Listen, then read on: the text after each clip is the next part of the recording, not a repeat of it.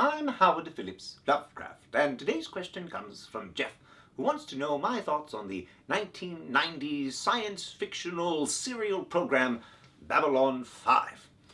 If you're unfamiliar with this program, it came out over 25 years ago, and it detailed the various adventures and hijinks that the crew of the space station, the Babylon 5, get up to.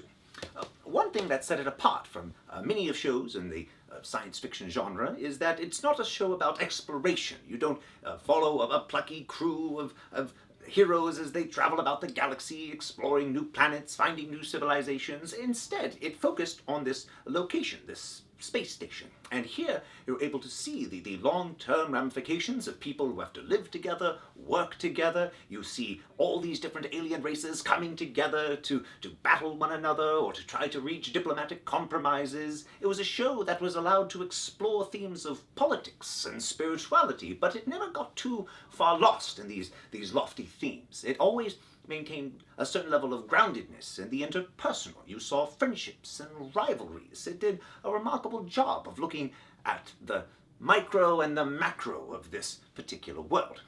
One thing in particular that I enjoyed about this program is the tone that it took.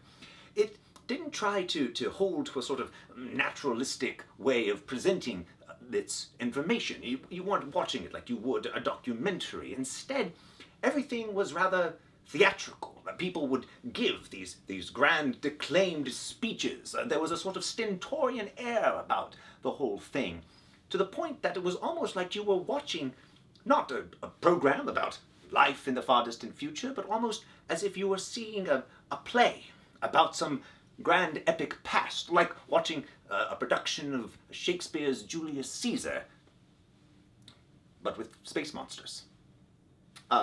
If I do have anything to say about it, it's that it does indeed deal with a sort of cosmicism, which I'm very familiar with. People have brought up the existence of the first ones, these sort of ancient races, a sort of progenitor race. Many of them are larger and more cosmic than mere humanoids could even imagine, and they do play a role in the story.